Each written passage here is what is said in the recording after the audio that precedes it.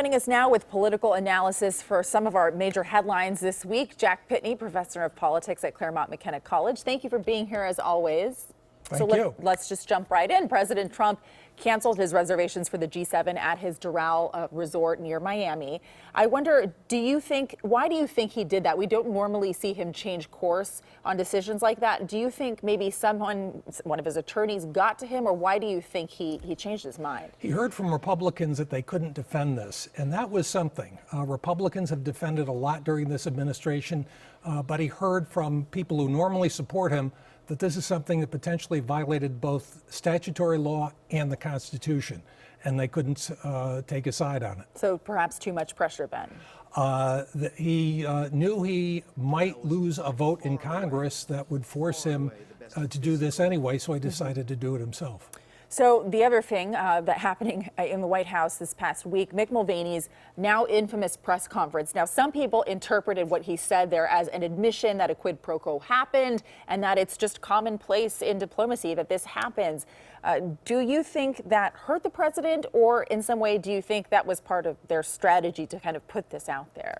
This probably wasn't part of the strategy. There's a report that he walked in on Stephanie Grisham, the White House press secretary, said, "How did I do?" And she said, "There are a couple of things you need to clean up." So this probably wasn't strategy. This was an unforced error on his part. Do you think that there are going to be any repercussions to that press conference? This report from Weijia Jiang of CBS News seemed to suggest that there were some tensions with Mulvaney in the White House with other staffers.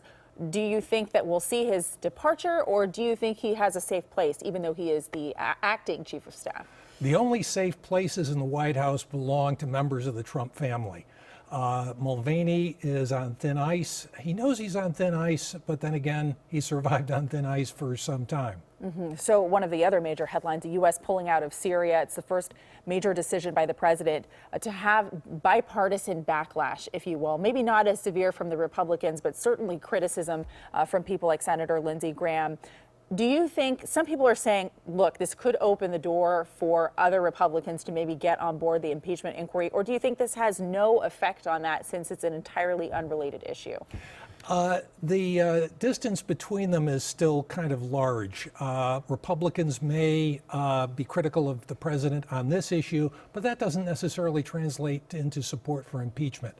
The thing to watch, however, is overall support for the president. If this brings the president's overall approval ratings down, especially in Republican constituencies, that could change Republican votes. We should say the president still has widespread support within his party and within his base, certainly. Let's talk about some of the infighting in the Democratic Party. So there was this bizarre exchange between Hillary Clinton. She did an interview where she called Tulsi Gabbard a Russian asset, or implied that.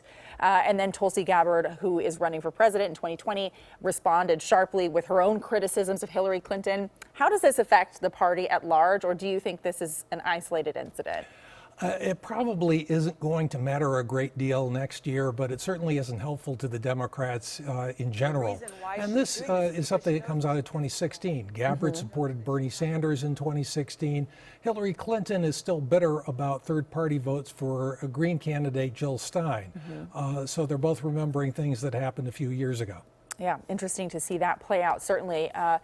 What do you make of the squad, these freshman congresswomen? A few of them have come out to endorse Bernie Sanders in his campaign.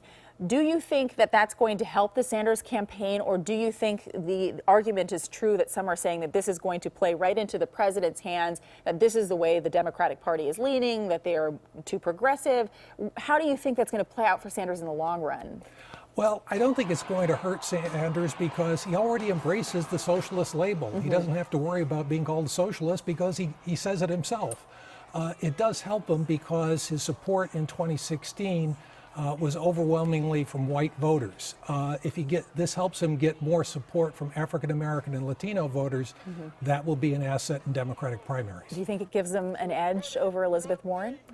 We'll wait and see. It's certainly something that helps him a lot and certainly cuts into her progressive base. Yeah, it's so much happening, on both sides of the aisle with everything going on in politics and, foreign policy and everything. Thank you again for being here, Professor Jack Pitney of Claremont McKenna College. We appreciate it. Thank you.